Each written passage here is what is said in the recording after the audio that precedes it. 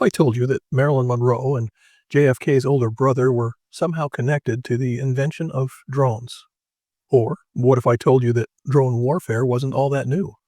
That World War II wasn't just a battleground for soldiers, but also for remote-controlled tanks, explosive balloons, and weapons so ridiculous they probably caused their inventors to laugh and then cry. And unmanned warfare goes back even further than that. Stick with me, because by the time we're done, you'll know why remote-controlled tanks were about as effective as a goldfish on roller skates, and why you should never trust a booby-trapped goat, and how unmanned warfare shaped and sometimes shook the modern battlefield. Unmanned warfare might sound like a modern phenomenon, but it's been around for far longer than you think. Across the centuries, military minds have tried to remove humans from the immediate line of fire, often with wildly creative and occasionally disastrous results. Today, we're going to explore the fascinating history of unmanned weapons, from clunky prototypes in World War I to the experimental madness of World War II, and then even earlier, to unmanned warfare's more agricultural roots. Oh, and if you think unmanned weapons mean flawless technology, just wait until we get to the balloons that bombed their own side. Before we get to World War II and its parade of exploding experiments, let's rewind a bit and see how we got here. We'll turn the centuries back and take a peek at how sane people have been trying to avoid hand-to-hand combat since forever. In World War I, the attempts at unmanned warfare were tried with mixed results. One standout was the Kettering Bug, a prototype drone that looked more like a rickety biplane. It was essentially a flying bomb, guided by a gyroscopic system. On paper, it was groundbreaking. In reality, let's just say it had all the aerodynamic grace of a drunken seagull. But a few of these wayward bugs made it to their intended targets. And then there were the Austro-Italian explosive balloons. These were early unmanned airstrikes, where balloons loaded with bombs were released to float into enemy territory. The idea was simple: let the wind carry destruction to your enemies. The reality turns out trusting the wind patterns in war is about as reliable as using a magic 8-ball for battle strategy. Many balloons were blown in the wrong direction and bombed their own side. But perhaps the most, let's say, imaginative experiments came in the form of booby-trapped animals. Armies in ancient and medieval times tried strapping explosives or incendiary devices to animals like goats, birds, and even pigs. The plan? Send them toward the enemy camp to cause chaos. Let's imagine a fictional case of history for one such experiment. Picture this: a medieval village and a disgruntled goat named Bartholomew with an explosive strapped to his back. The plan? Bartholomew was supposed to run into the enemy camp and explode. The reality? Bartholomew, though quite an ornery soul, was also a very loyal fellow. He ran back home before detonating. Let's just say the engineers who dreamt this up, well, they were unavailable for further experiments. This was not the dawn of smart weapons. It was the dawn of battle goats, with a mind of their own.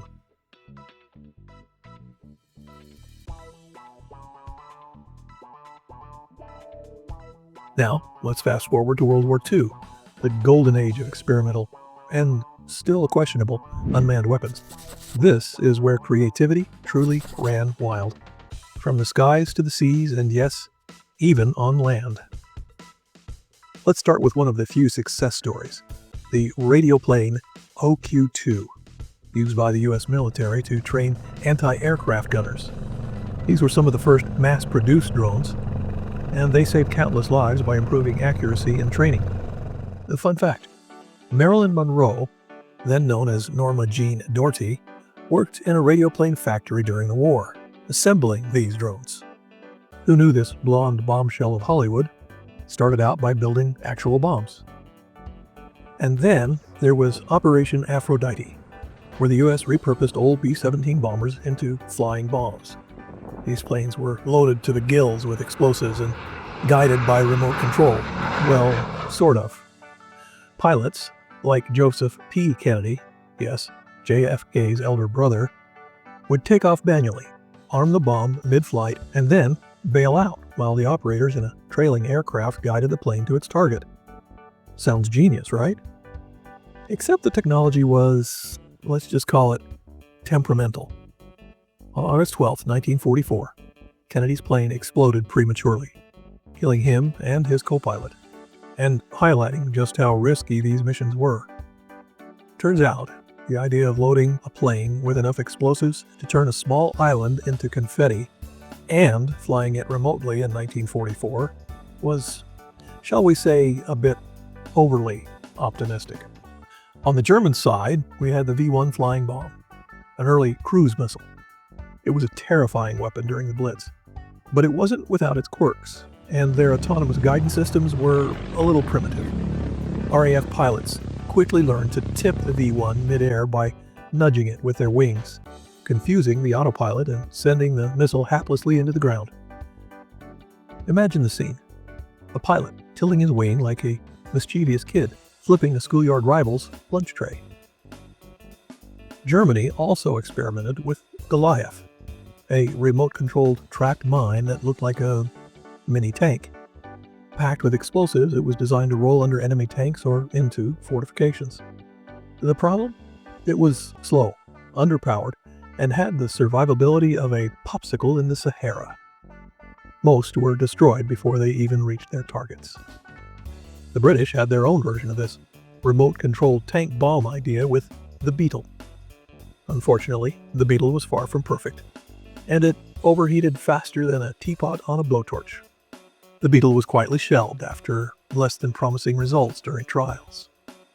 Meanwhile, the Soviets dabbled with teletanks, another version of remote-controlled armored vehicles. This one was equipped with flamethrowers. Their limited deployment on the Eastern Front proved one thing: teletanks had more mechanical issues than a teenager's first car. And on the seas, the Germans developed a wire-guided torpedo. These early smart weapons were controlled via wires that trailed behind them. It's a great idea, until the wires got tangled like a pair of headphones in your pocket. The Japanese took a darker turn with the Kaiten submarines. These were not truly autonomous, but they definitely were set up for one-way trips. The Kaiten were essentially manned torpedoes piloted by kamikaze soldiers. It was a weapon of desperation, blurring the line between unmanned and human sacrifice. Japan also tried fire balloons, hoping to start wildfires in the U.S. Most balloons drifted aimlessly, landing in random fields. Imagine spending years on an engineering marvel only to have it land in a cow pasture in Idaho and destroy nothing. Unfortunately, one of the over 9,000 fire balloons did work. On May 5th, 1945, near Bly, Oregon, a tragic incident occurred involving a Japanese balloon bomb, resulting in the only known fatalities on the U.S. due to enemy action during World War II. Reverend Archie Mitchell, his pregnant wife, Elise, age 26, and 5 children from their Sunday school group were on a picnic in the Gerhardt Mountain area. While Reverend Mitchell was parking the car, Elise and the children discovered a deflated balloon in the woods. Unaware of its dangerous nature, they attempted to drag it out, triggering an explosion that killed Elise and all 5 children instantly. Reverend Mitchell, who was nearby, survived the blast. And let's not forget the Russians' bizarre plan to train dogs to carry explosives under enemy tanks. Shockingly, the dogs didn't love the plan, and by shockingly, I mean obviously.